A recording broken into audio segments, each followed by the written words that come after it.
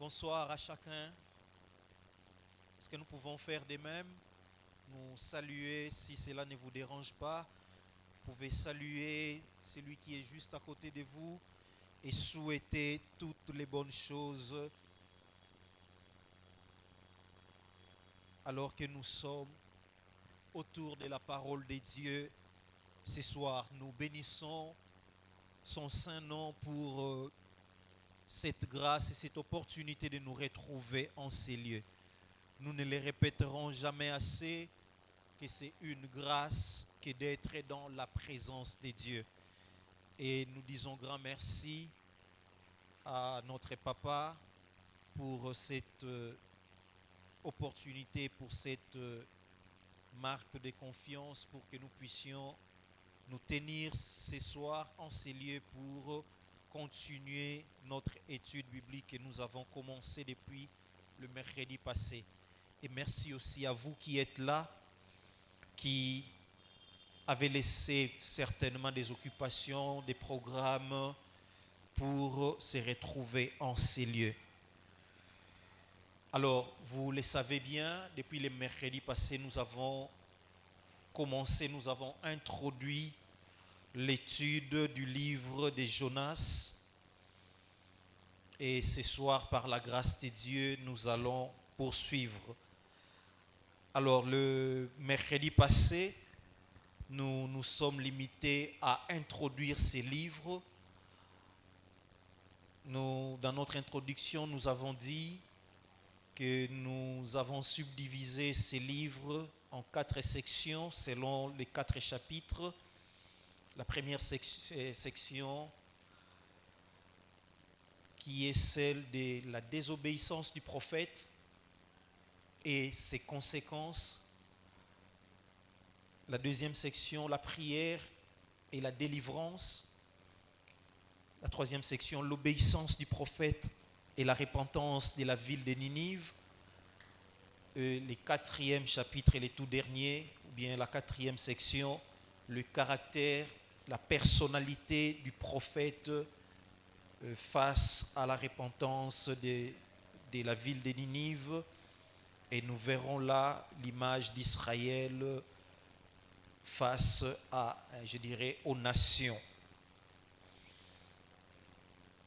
Alors, le mercredi passé, nous avons fait un effort de donner les contours de ces livres. Nous avons parlé de ces livres de Jonas qui est loin d'être un livre qui nous parle d'une histoire d'un homme qui a été avalé par un grand poisson et qui a été 3 jours après vomi. C'est vrai, lorsqu'on parle du livre de Jonas, c'est cette histoire, je dirais, qui étonne, qui nous vient tout juste à l'esprit. Mais nous avons dit et nous l'avons démontré que ce livre va au-delà de cette simple histoire d'un homme qui a été avalé et vomi. Mais plutôt c'est un livre qui nous dévoile, qui nous présente les caractères ou bien les attributs, l'amour de notre grand Dieu, alors que nous étions perdus, nous étions loin de lui. Donc ce livre nous parle, plutôt que de nous montrer cette histoire, nous montre en fait l'amour de notre grand Dieu qui vient à la recherche de ceux-là qui sont perdus.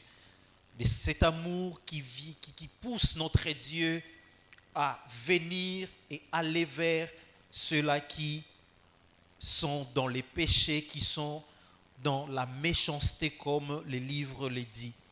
Alors nous avons aussi dit que ce livre, bien que ce livre est classé parmi les livres prophétiques, le prophète Jonas est un prophète, ce livre ne regorge pas assez de prophéties proprement dites comme les autres prophètes. Lorsque nous lisons les prophètes Ésaïe, nous voyons, ils parlent. Nous voyons les prophètes prophétiser, dire des choses, appeler le peuple à la repentance. Mais ce livre de Jonas n'a qu'une seule prophétie qui est le mot que le Seigneur avait donné à son prophète, à son serviteur pour aller proclamer à Ninive celui de sa destruction dans 40 jours. Alors, n'ayant qu'une seule prophétie, ce livre prophétique nous met en exergue la vie du prophète, la relation du prophète comme des grandes leçons ou bien des grands enseignements.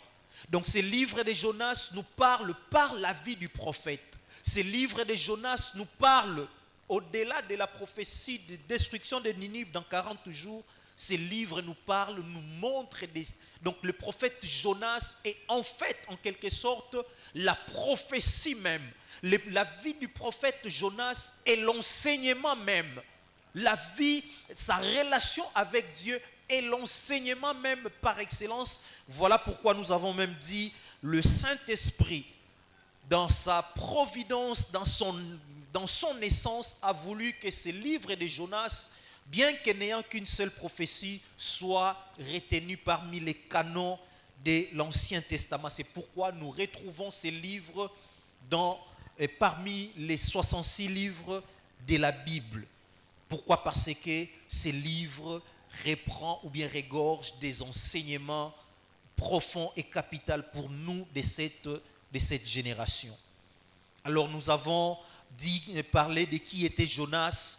Nous avons démontré que sa vie n'est pas aussi décrite comme les autres prophètes. Jérémie, on voit, Ésaïe, on voit comment on décrit, on parle de son parcours. Mais Jonas, la Bible ne parle pas assez de cet homme, sinon dans deux rois que nous avons lus, nous voyons le livre, ou bien le livre des rois, parler de son ministère. Le seul endroit où on parle de son ministère, c'est dans 2 Rois 14, 21, et nous avons vu comment il a prophétisé alors que Israël était sous la domination de la Syrie. Le prophète Jonas a prophétisé en disant que le Seigneur rétablira Israël dans ses limites.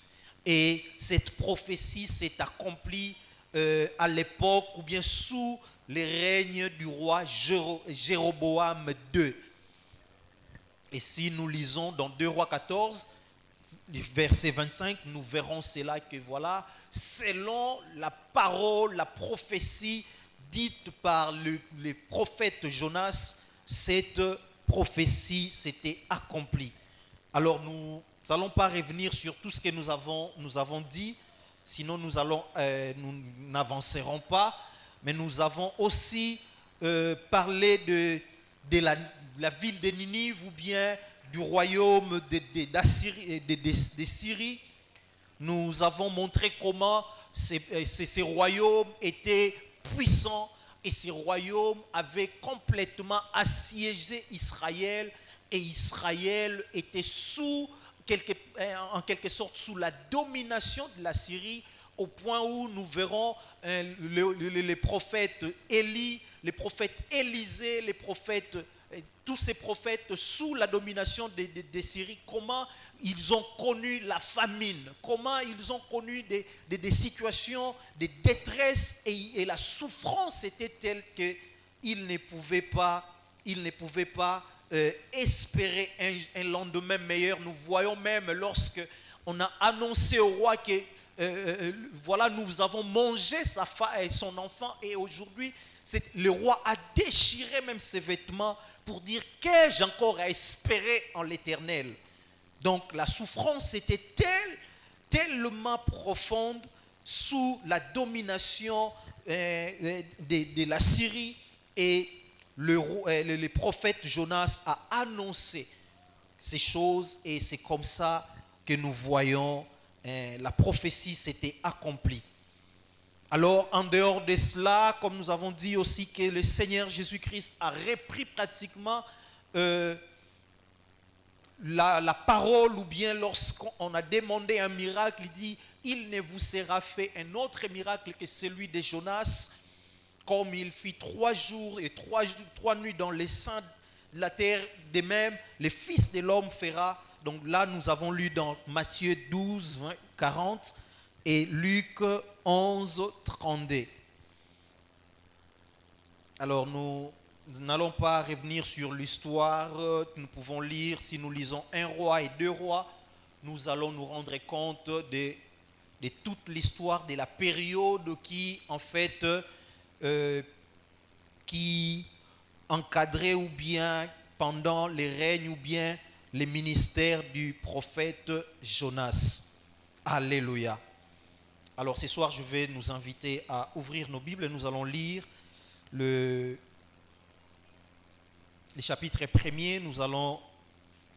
La fois passée, nous avons lu tous les chapitres premiers, mais aujourd'hui, nous allons lire les 4 premiers ou bien les 3 premiers versets. La Bible dit, la parole de l'Éternel fut adressée à Jonas, fils d'Amittai, en ces mots. Lève-toi, va à Ninive, la grande ville, et crie contre elle, car sa méchanceté est montée jusqu'à moi.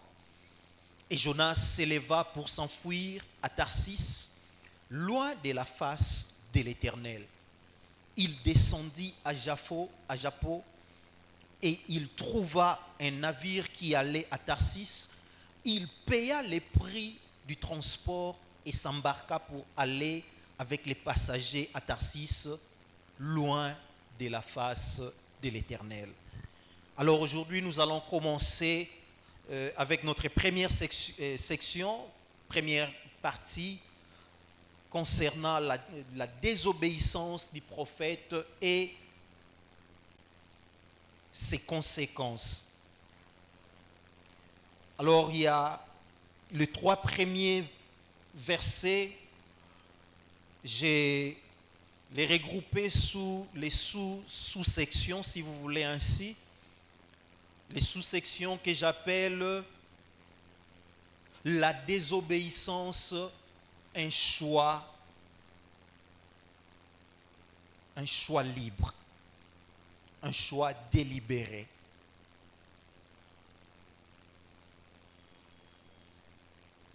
La désobéissance, un choix délibéré, un choix libre, un choix conscient, un choix mûri, comme nous pouvons le dire. Ce livre commence, comme nous l'avons lu, la parole de l'Éternel fut adressée à Jonas, fils d'Amittai, en ces mots. Nous l'avons dit dans notre introduction que le prophète a eu à exercer un ministère.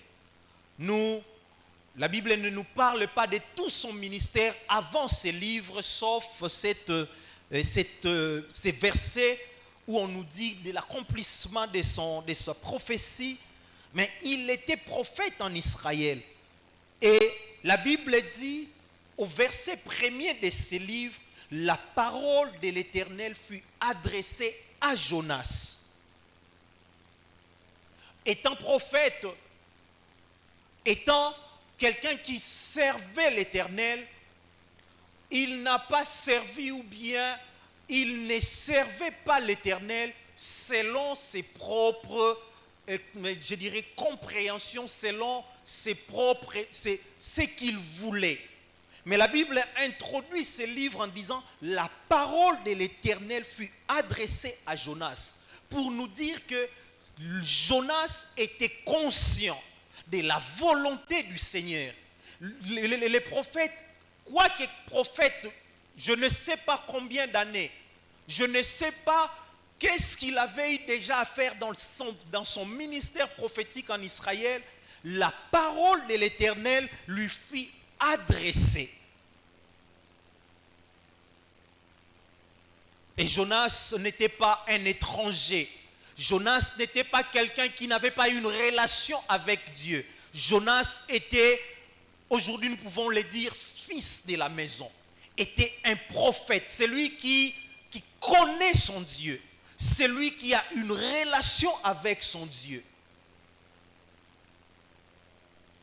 Et il ne pouvait pas avoir des excuses en disant « je ne savais pas ». La Bible commence ce livre en disant que la parole de l'Éternel fut adressée. Donc, voilà pourquoi j'ai intitulé ces sous-sections « La désobéissance, un choix délibéré ». On ne désobéit pas, je dirais, par inadvertance. Les prophètes n'ont pas désobéi en disant « je ne savais pas ». Comme nous allons peut-être les voir plus tard avec notre ancêtre ou bien nos parents, Adam et Ève. La désobéissance n'a jamais été un acte involontaire. On a au préalable la parole de l'Éternel qui nous dit, écoute, mon fils fait ceci, mon fils ne fait pas cela. Comme ce fut le cas pour les prophètes Jonas. La parole de l'Éternel a été annoncée, a été dite à cet homme, à ces prophètes. Comme chaque dimanche en ces lieux, comme chaque jour, je ne sais pas, à la télé, à la radio, seul avec le Saint-Esprit dans notre chambre, en train de méditer cette parole, en train de lire cette parole, face à certains défis, la parole de l'Éternel nous est clairement dit par rapport à une situation, à une circonstance X ou Y. Le Seigneur le dit clairement. Écoute, mon fils, n'avorte pas. Écoute, mon fils, ne trompe pas. Écoute, ne ment pas. Écoute, ne fais pas ceci.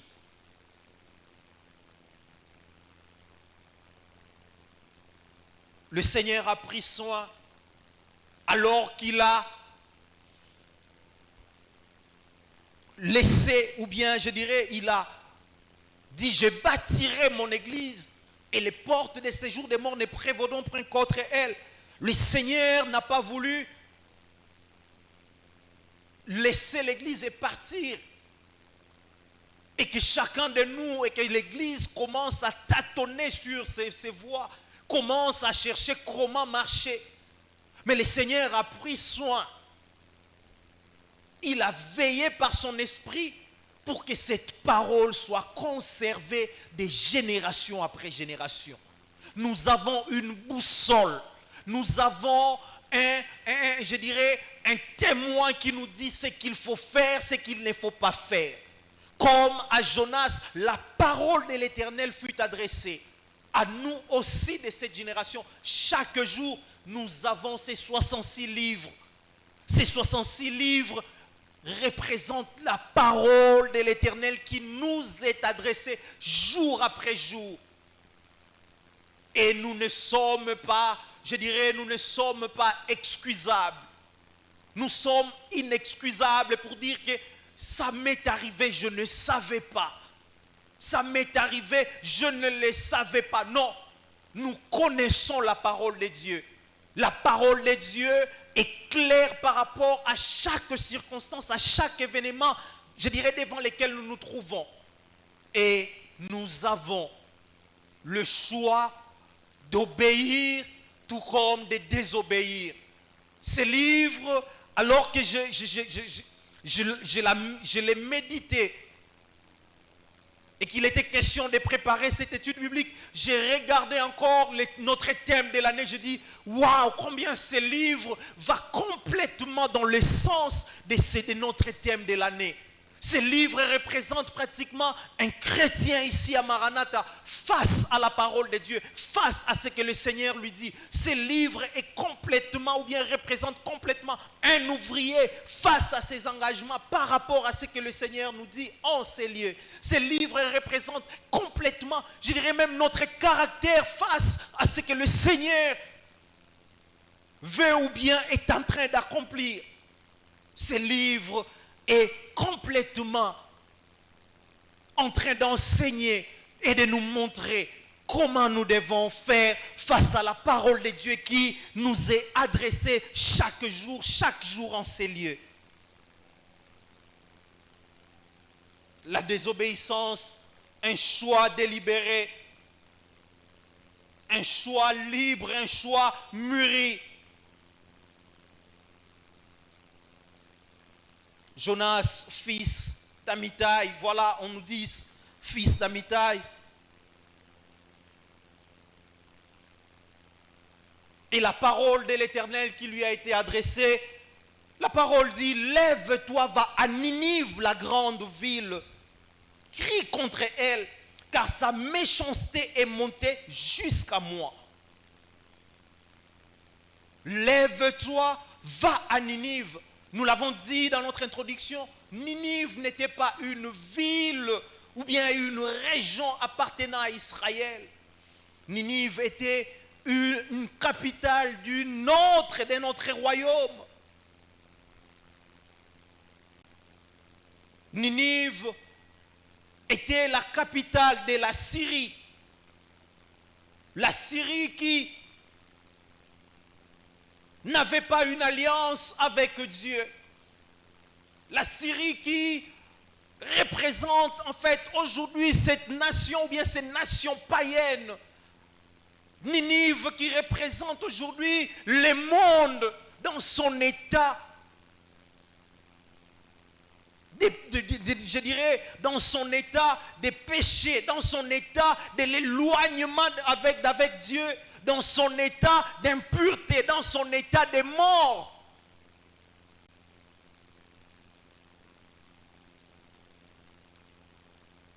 Et ce que j'ai aimé, je l'avais dit dans notre introduction,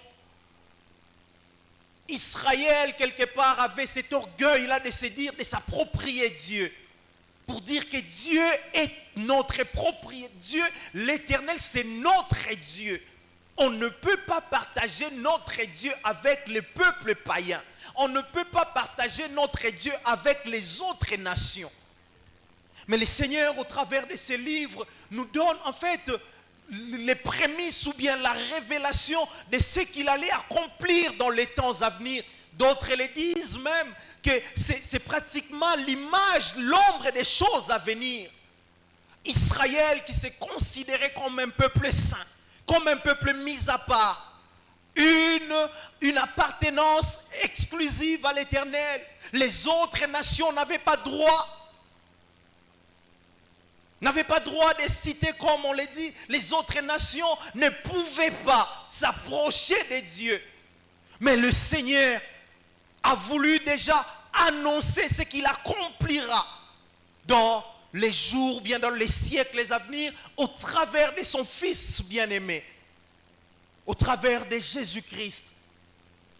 Ninive, ou bien les livres de Jonas, nous donne l'image de l'ouverture de la grâce qui va non pas seulement rester en Israël, mais la grâce qui va déborder et atteindre les nations. Le Seigneur envoie son prophète vers une nation païenne pour annoncer la parole, pour annoncer le châtiment qui est à venir, pour annoncer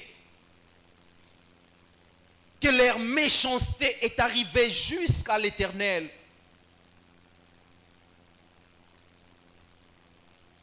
J'aime ces mystères qui annoncent d'avance que les païens seront justifiés. Voilà pourquoi l'apôtre Paul ne manque pas l'occasion d'y revenir lorsque nous ouvrons les livres des Galates, le chapitre 3e, le verset si nous pouvons lire déjà à partir du verset 1er, mais je prends les versets à partir du verset 6e. Il dit, comme Abraham crut en Dieu, crut à Dieu, et que cela lui fut imputé à justice, reconnaissez donc que ce sont ceux qui ont la foi qui sont fils d'Abraham.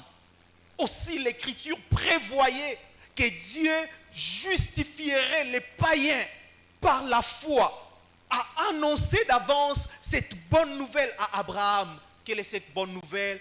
Toutes les nations seront bénies en toi. Le Seigneur annonce déjà à notre Père Abraham que toutes les nations seront bénies en toi. Et le Seigneur, en envoyant son prophète à Ninive, dans ces pays, la Syrie, dans ce royaume, le Seigneur nous montre combien sa grâce va arriver jusqu'aux nations païennes.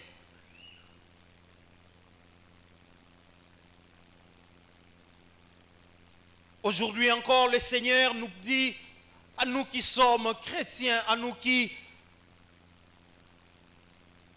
à qui appartenons à ces grands dieux, de nous lever et d'aller.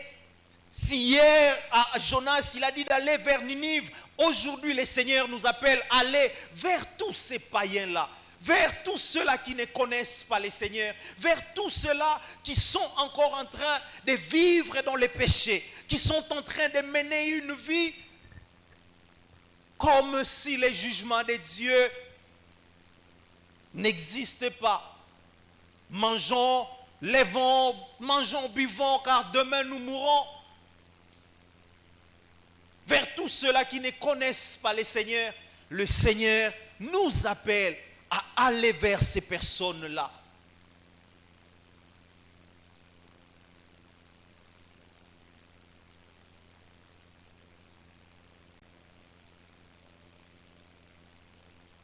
Voilà la demande de l'Éternel.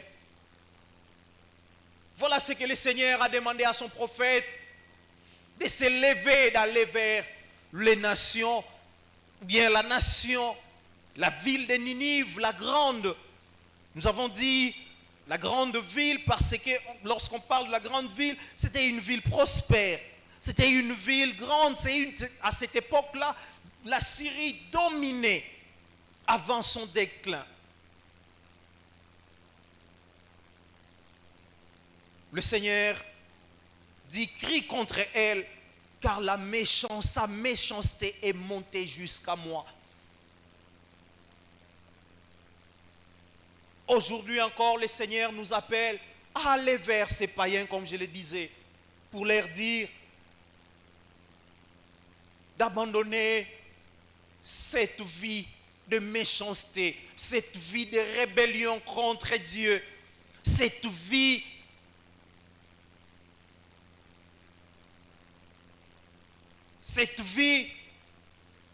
qui ne tient pas compte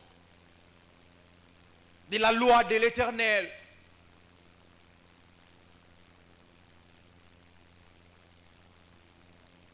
Sa méchanceté est montée vers moi. Remarquez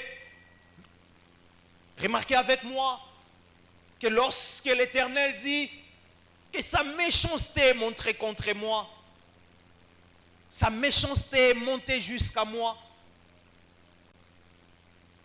Ces peuples, comme nous l'avons dit, n'avaient pas alliance avec Dieu. Certainement, ils pouvaient se dire, mais nous avons des raisons justes d'être méchants, Pourquoi? Parce que nous ne connaissons pas la loi de l'Éternel. Non. Ils ne pouvaient pas dire ainsi. Pourquoi? Parce que la Bible dit, la nature elle-même ne vous enseigne-t-elle pas? Le Seigneur a établi, c'est vrai, ce peuple était un peuple étranger. Ce peuple ne connaissait pas la loi de l'Éternel. Mais ce peuple pouvait regarder, ayant en eux le libre arbitre, ayant en eux, je dirais, la connaissance du bien et du mal, ils pouvaient distinguer ce qui est bien de ce qui est mal. Mais ce peuple a choisi de vivre selon dans une méchanceté et cette méchanceté est montée jusqu'à notre Dieu. Il en est de même aujourd'hui. Nous voyons plusieurs qui sont dans le monde en train de pécher.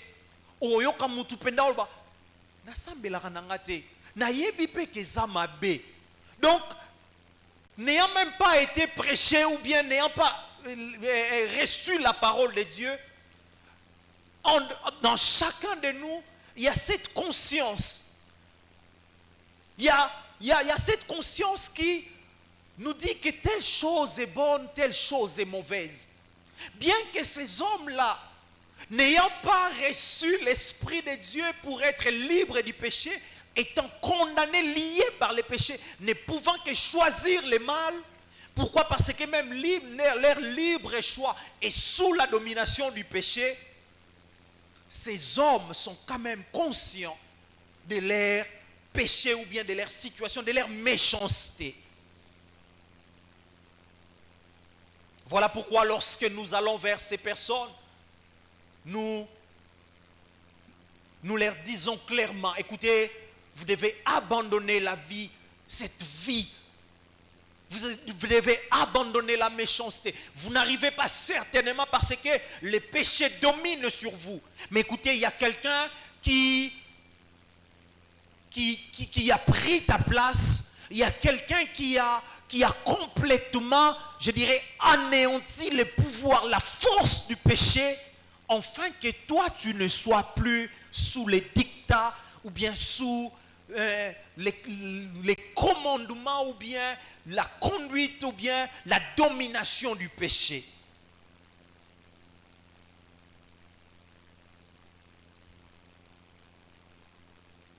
La méchanceté est montée vers moi, l'Éternel.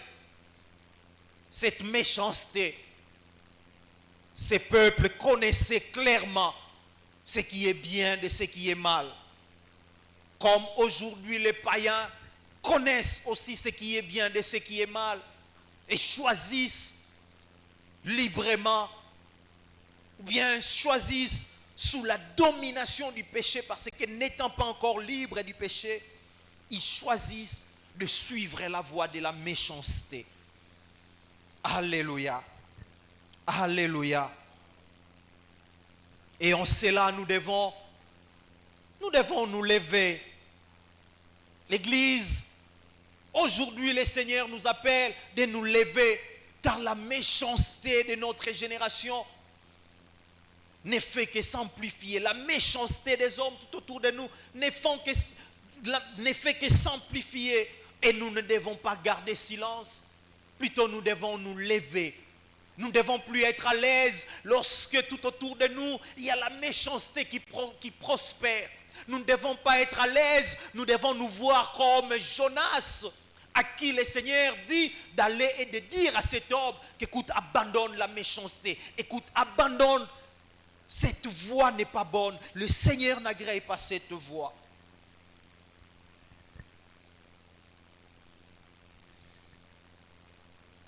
Et Jonas, au verset 3e, il s'est levé. La Bible ne dit pas que Jonas s'est retrouvé en train de fuir à Tarsis. Non, Jonas s'est levé. Jonas était conscient de ce qu'il allait faire. Jonas était conscient. Il avait pris une décision libre. La décision de désobéir. Il a pris la décision de ne pas obéir à l'ordre de l'Éternel. Jonas s'éleva pour fuir à Tarsis, loin de la face de l'Éternel.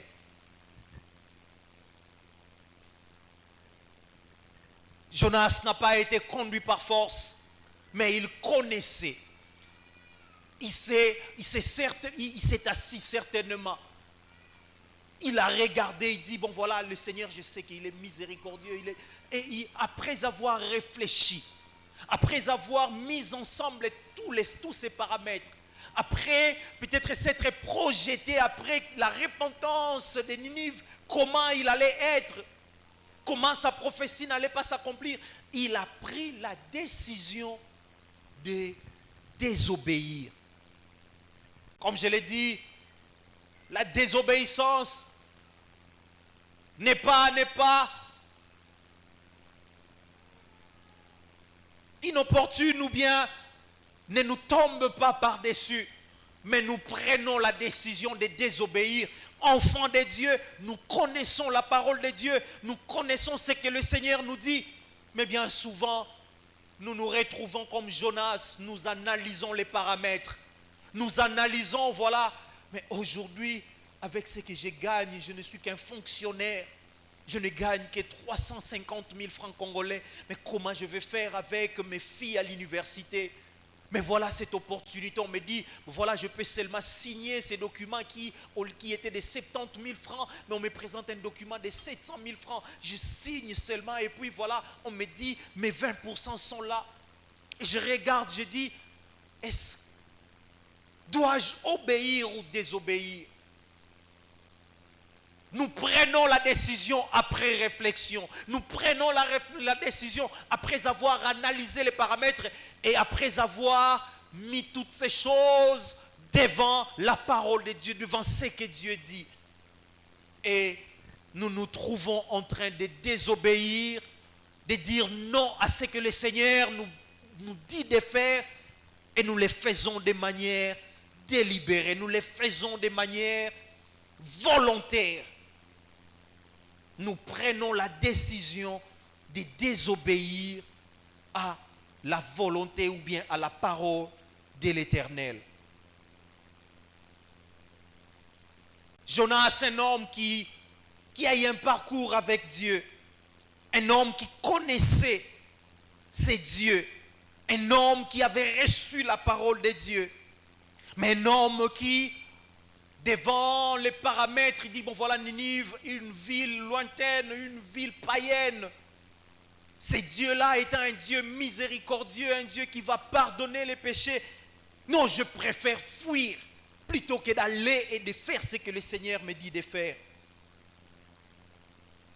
Jonas s'éleva. Bien souvent, nous aussi, nous arrivons à nous retrouver face à des situations qui nous poussent à nous lever, c'est-à-dire nous, en âme et conscience, nous disons non à la volonté de l'Éternel, nous disons non à ce que le Seigneur nous dit, et pour faire le contraire de ce que le Seigneur nous demande de faire. Jonas s'éleva, non pas pour accomplir la volonté de Dieu, mais il s'éleva pour fuir la volonté de Dieu, pour fuir ce que Dieu a ordonné. Bien souvent, nous nous retrouvons, ou bien nous sommes aussi des petits Jonas. Nous refusons de faire la volonté de Dieu. Nous refusons de faire ce que le Seigneur nous dit de faire. Nous trouvons des excuses, comme je l'ai dit.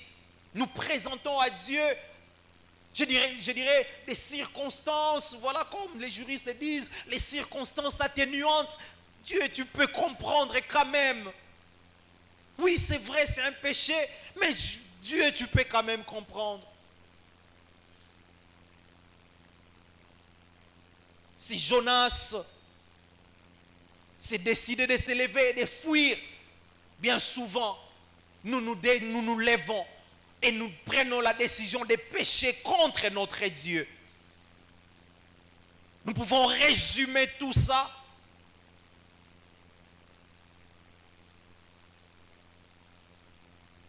sous les mots que nous appelons péché. Lorsque nous prenons la décision de pécher contre notre Dieu, lorsque nous prenons la décision de faire le contraire, cette désobéissance, c'est en fait ça le péché. Donc nous prenons la décision de pécher contre notre Dieu volontairement. Ce fut le cas, nous pouvons le voir, de notre premier parent, Adam et Ève.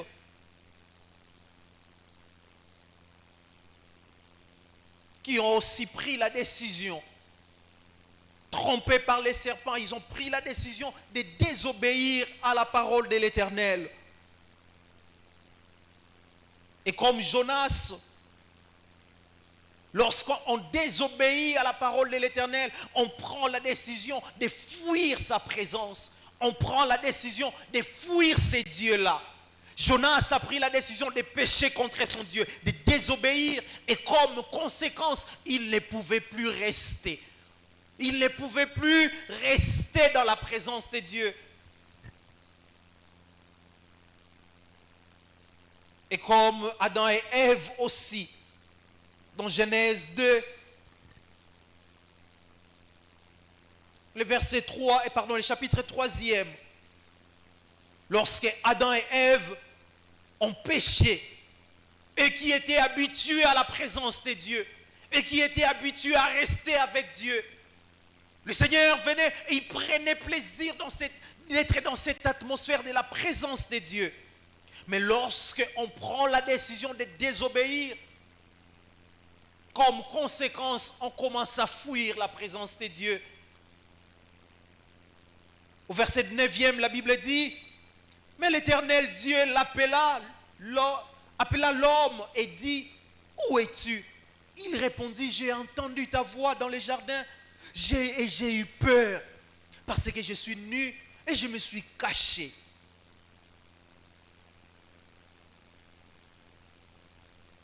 La conséquence naturelle.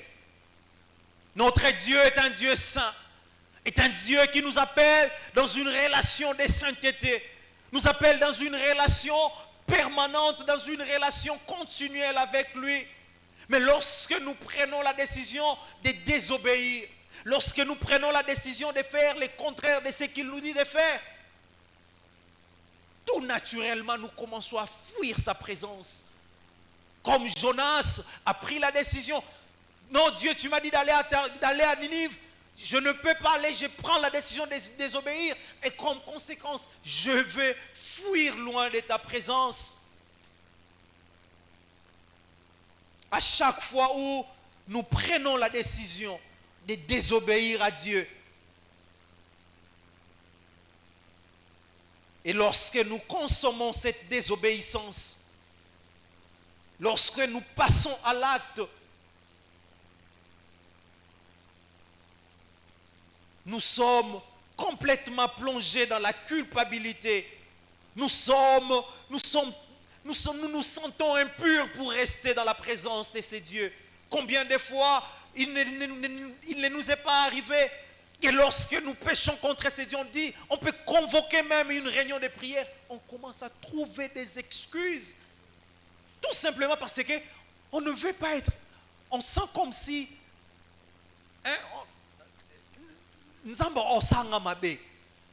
on se sent, non, frère, oui, prière on a ya mais il y a on trouve des excuses, on trouve des justifications simplement parce que on est tombé dans les péchés, on est tombé dans la désobéissance. Alléluia. Jonas s'éleva pour s'enfuir à Tarsis. Eh bien, nous aujourd'hui, enfants de Dieu, lorsque nous désobéissons à Dieu, nous prenons la résolution de fuir la présence de ces dieux-là. Et comme Adam et Ève, Dieu vient nous chercher dans notre état ou bien dans notre condition de péché. Où es-tu, mon fils? Habitué à servir Dieu, on devient de plus en plus négligent. On devient de plus en plus, je dirais, en train de pousser des excuses. Lorsque nous analysons bien, nous remarquerons qu'on est tombé déjà sous l'interdit. On est tombé dans la désobéissance et on ne trouve plus intérêt à venir vers ces dieux-là. Pourquoi? Parce qu'on s'est dit, nous avons désobéi à l'Éternel.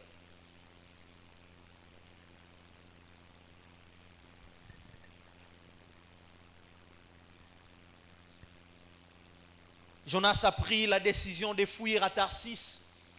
Tarsis, une autre ville très, très lointaine, on parle vers l'Espagne. Donc il voulait quitter Israël, il voulait quitter Samarie pour aller dans une autre ville. Et la Bible nous dit, loin de la face de l'Éternel.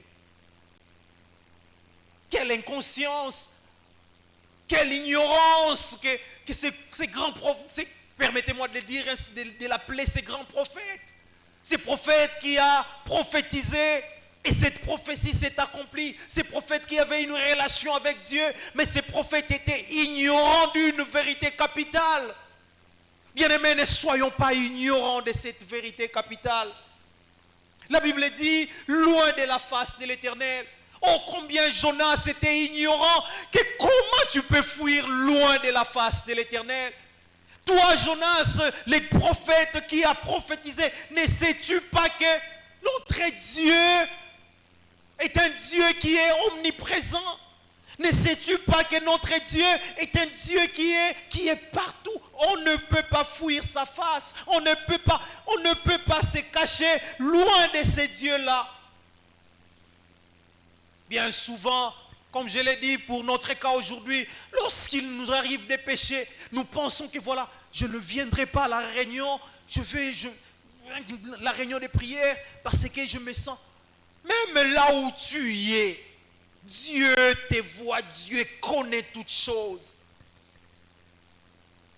Les prophètes, comme je l'ai dit,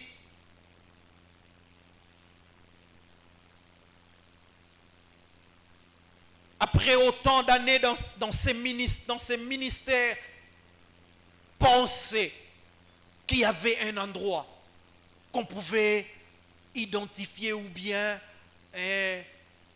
auquel on pouvait donner le nom de loin de la face de Dieu. Le prophète Jonas pensait que Tarsis était cet endroit qu'on pouvait qualifier de loin de la face de Dieu.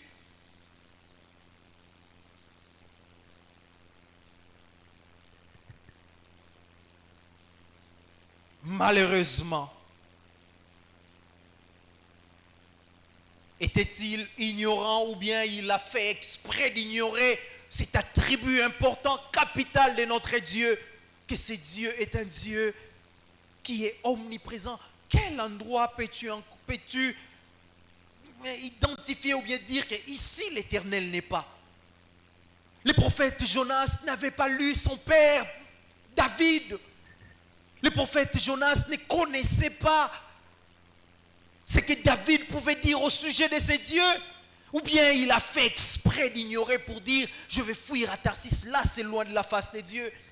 David pouvait dire dans le psaume 139, j'aime les lire, je vais les lire en entièreté, vous allez les permettre. Au chef des chantres de David, psaume: Éternel, toi, Éternel, tu me sondes et tu me connais. Tu connais quand je m'assieds et quand je me lève. Tu pénètres de loin ma pensée. Tu sais quand je marche et quand je me couche. Tu pénètres toutes mes voies. Car la parole n'était pas sur ma langue, que déjà, ô Éternel, tu la connais entièrement. Tu m'entoures par derrière et par devant. Et tu mets ta main sur moi. Une science aussi merveilleuse qui est au-dessus de ma portée. Elle est trop élevée pour que je puisse les saisir. Quelle est cette science? Il parle de l'omniprésence de notre Dieu. Il dit au verset 7e, où irai-je loin de ton esprit? Et où fuirai-je loin de ta face? Si je monte aux cieux, tu y es. Si je me couche au séjour des morts, t'y voilà. Si je prends les ailes de l'aurore et que j'aille habiter à l'extrémité de la mer, là aussi, ta main me conduira et ta droite me saisira. Si je dis, au moins les ténèbres me couvriront, la nuit devient lumière autour de moi. Et même les ténèbres ne sont pas obscures pour toi. La nuit brille comme le jour et les ténèbres comme la lumière. C'est toi qui as formé mes reins, qui m'as tissé dans les seins de ma mère. Voilà David qui a compris que ce Dieu-là, je ne peux pas, mais il n'y a pas un endroit. Il parle même des ténèbres. Là encore, il me voit.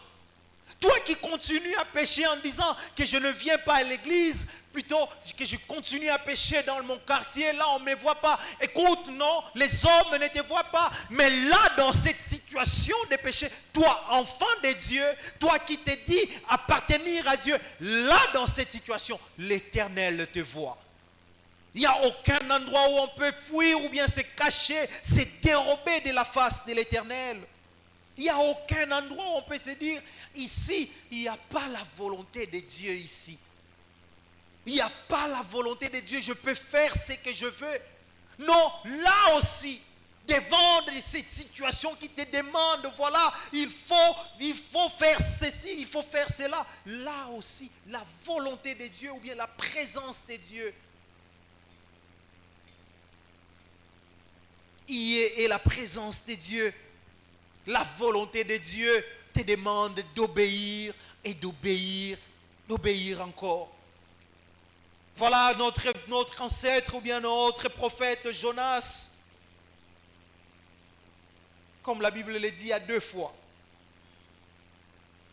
Au verset 3e, il a pris la décision de s'enfuir à Tarsis, loin de la face de l'Éternel. Et il est passé à l'acte, il descendit à Jappo, il trouva un navire qui allait à Tarsis. Il paya les prix du transport. Vous voyez comment son acte était réfléchi. Son acte n'a pas été un acte, je dirais, on ne l'a pas pris par force. Mais il a bien mûri sa pensée. Après avoir écouté l'Éternel, il a dit, il a établi tout un plan. Je dois avoir de l'argent, je dois descendre à Jaffo, là je trouverai un navire. Et je dois aller jusqu'à Tarsis. Et il est allé, il a payé le prix pour son transport. Et il s'est embarqué pensant qu'aller à Tarsis, la Bible reprend encore en disant, loin de la face de l'Éternel. Bien-aimés, ce soir, le Seigneur nous appelle à prendre conscience de sa parole et à nous mettre face à nos responsabilités. Notre responsabilité est d'obéir à ce que le Seigneur nous dit. Ne trouvons pas d'excuses, ne trouvons pas d'échappatoire, ne trouvons pas de moyens pour contourner la volonté de l'Éternel. Pensant que je ferai ceci, on ne le saura pas. Écoutez, kala yanga moko, bakambi nanga bakoyeba te, église ekoyeba te, quartier ekoyeba te. Pourquoi? Parce qu'on se dit que nzambe pas koyeba te. Non, il n'y a pas un endroit, il n'y a pas une circonstance qui peut être cachée devant la face de notre Dieu, qui peut être taxé ou qualifié de loin de la face de notre Dieu.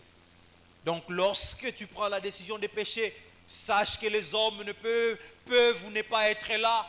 Les responsables de l'église peuvent ou ne pas être là. Mais au ciel, il y a un Dieu qui te voit et qui est présent dans cet environnement-là où tu es en train de pécher. Le Seigneur te voit et le Seigneur t'appelle à revenir à lui. Alléluia. Je pense que nous avons fini cette première sous-section qui est celui de la désobéissance, un choix délibéré, un choix conscient, un choix mûri, un choix réfléchi, un choix volontaire. Nous allons nous arrêter là et prochainement nous allons certainement continuer à partir du verset 4e.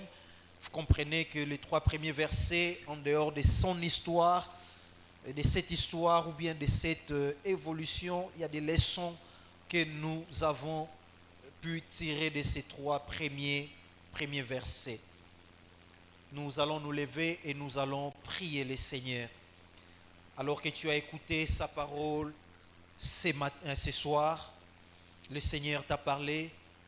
J'aimerais qu'en quelques mots, en quelques minutes, que tu puisses dire à Dieu Contrairement à Jonas, alors que la parole de l'Éternel t'est adressée chaque jour, tu vas demander à Dieu, Seigneur, donne-moi la force d'obéir et d'obéir et d'obéir encore. Ne pas trouver des prétextes, ne pas trouver des raisons, ne pas trouver des formules pour fuir la présence ou bien la parole de Dieu, la volonté de Dieu. Est-ce que tu peux élever ta voix et prier le Seigneur dans le nom de Jésus-Christ?